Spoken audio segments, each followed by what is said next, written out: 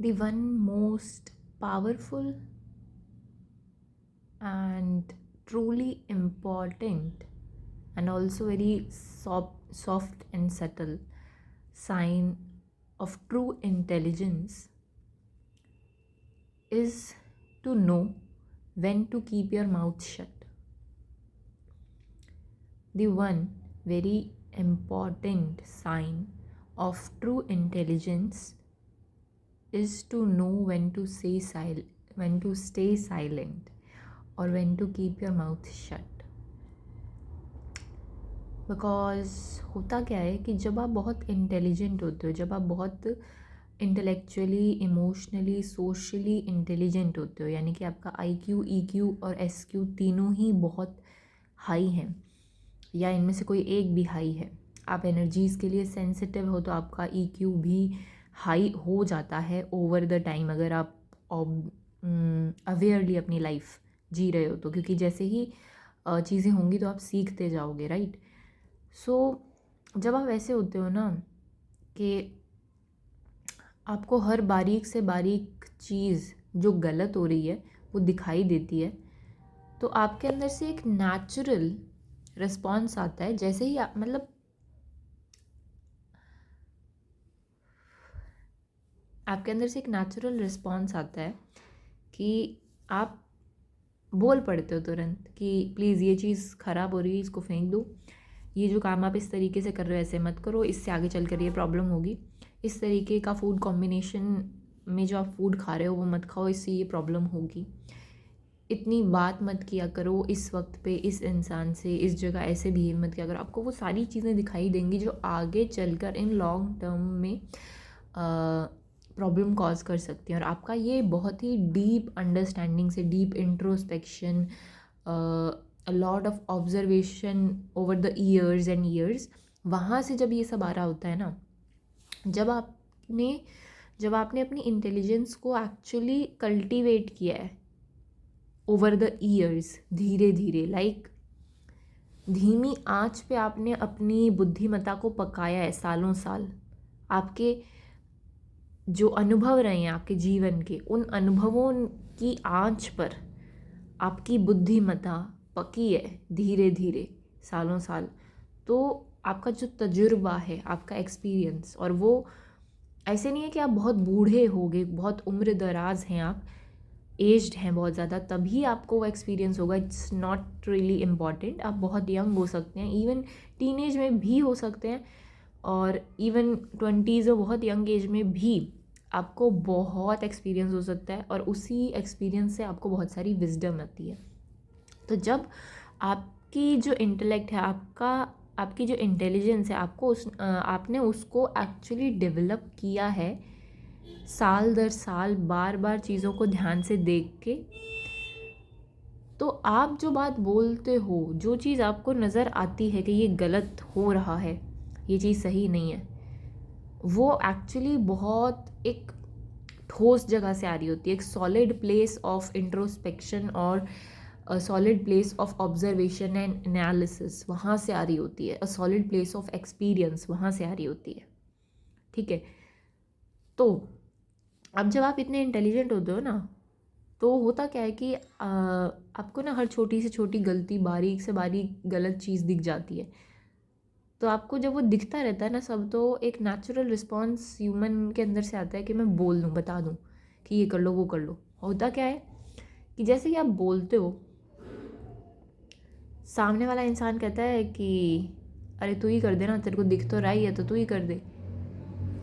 तो आप समझ रहे हो, like to be actually intelligent you have to stay in a high awareness state, यानी कि आप हर वक्त उतनी हाई अवेयरनेस की स्टेट में रह रहे हो, तब आप इतने इंटेलिजेंट होते हो।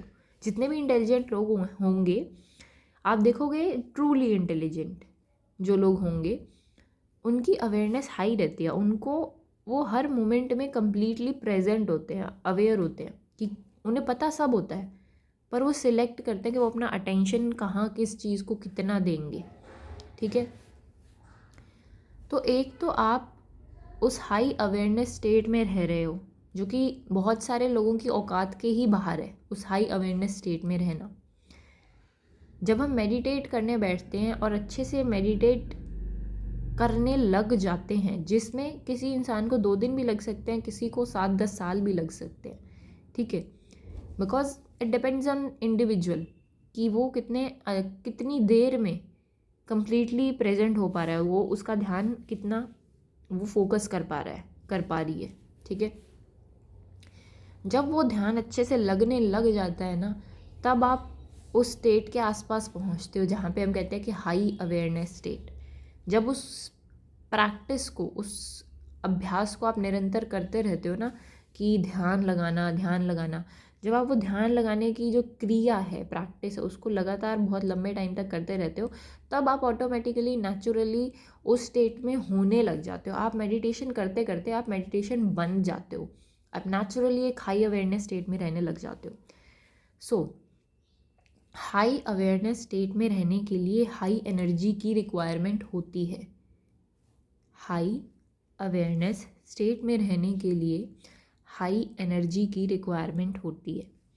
कहने का मतलब, आपने देखा होगा कि जो भी एक्चुअली योगी बाबा होते हैं, योगीज होते हैं प्रॉपर, वो चाहे बाबा हों चाहे वो यंग हों, वो लोग उनको आप कभी फालतू की गॉसिप करते नहीं देखोगे, उल्टे सीधे स्टेटमेंट्स बोलते नहीं देखोगे, गालियों में बात करते नहीं देखोगे, प्रॉपर शब्दों में बात करते हैं। गालियाँ उनकी लैंग्वेज नहीं होती है, ठीक है। क्यों? बिकॉज गाली देने में भी बहुत सारी एनर्जी वेस्ट होती है, गुस्सा करने में बहुत सारी एनर्जी वेस्ट होती है, हैवी फूड खाते नहीं देखोगे उन्हें, बिकॉज हैवी फूड को डाइजेस्ट करने में बहुत सारी एनर्जी वेस्ट होती है, ठीक है।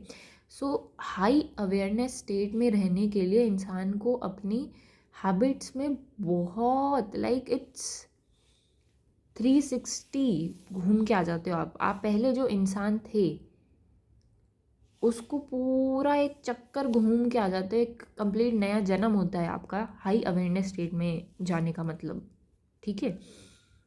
तो एक तो आप उस हाई अवेयरनेस स्टेट में हो, उसके बाद में आप वो गलती देख रहे हो, देखना is also an act, okay, listen this very carefully. किसी चीज़ को देखना, ऑब्जर्व करना भी अपने आप में एक एक्ट है, ज़्यादा नहीं, पर एनर्जी उसमें भी खर्च होती है, एक्चुअली बहुत होती है। बट अगर आप कुछ एक्शन नहीं ले रहे हो और तो एनर्जी मतलब कहीं ना कहीं वो एनर्जी बच रही है जो आप एक्शन लेने में लगाते। सो एक तो आप ऑलरेडी एक हाई अवेयरनेस स्टेट में हो, ठीक है, जिसके लिए आपकी एनर्जी खर्च होती है, 100% होती है। खुद को हाई अवेयरनेस स्टेट में रखने के लिए आपको बहुत चीज़ें संतुलित रखनी पड़ती हैं। तो एक तो आप वो काम कर ही रहे हो, उसके बाद में आप ऑब्जर्व कर रहे हो ना सब कुछ आसपास, और उसके बाद में आप किसी को बोल के बता रहे हो। बोलना इज़ नाउ अनदर एक्शन, उसमें भी एनर्जी लग रही है, वो बता रहे हो। उसके बाद में वो सामने वाला इंसान आपको कह दे कि भाई कर भी तू ही दे ना, बहन कर भी तू ही दे, तूने देख तो लिया ही है, तूने बता तो दिया ही है, अब इस काम को कर भी तू दे। सो आप सोच के देखो कि आपकी कितनी ज़्यादा एनर्जी वेस्ट होने वाली है। So as you grow more aware, more wise, it's better to stay silent and do not speak anything to anyone until it is asked to you. जब कोई एडवाइस मांगे तभी दो, जब कोई हेल्प मांगे तभी दो, जितनी मांगे उतनी ही दो। बहुत ज़्यादा अगर आप देने लग जाओगे, गिवर रहोगे, तो हाई अवेयरनेस स्टेट को स्टेबल रखना बहुत मुश्किल हो जाएगा आपके लिए। बार बार अपनी एनर्जी लीक आउट कर दोगे दूसरों की तरफ, और एकदम हाई एनर्जी स्टेट से डब करके नीचे आके गिरोगे लो एनर्जी स्टेट में। अवेयरनेस भी लड़खड़ाने लगेगी, संभाल लोगे धीरे धीरे, but as you grow more wise, more aware, more intelligent, it is better to know when to stay shut. Otherwise people will rob you, they don't care. People, firstly, mostly people are unaware, and from the place of unawareness they don't really care कि how much aware someone in front of them is and how much work that someone has put on themselves to stay into that high awareness state.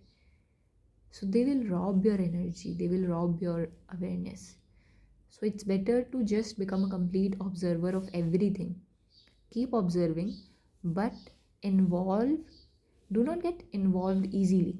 Keep observing. Get involved only when it is truly needed. Okay? If you want to know more on this topic, or you want me to explain more on this topic, you can ask for it in the comments. Other than that, have a great day. Protect yourself, protect your energy, protect your intelligence. Bye bye.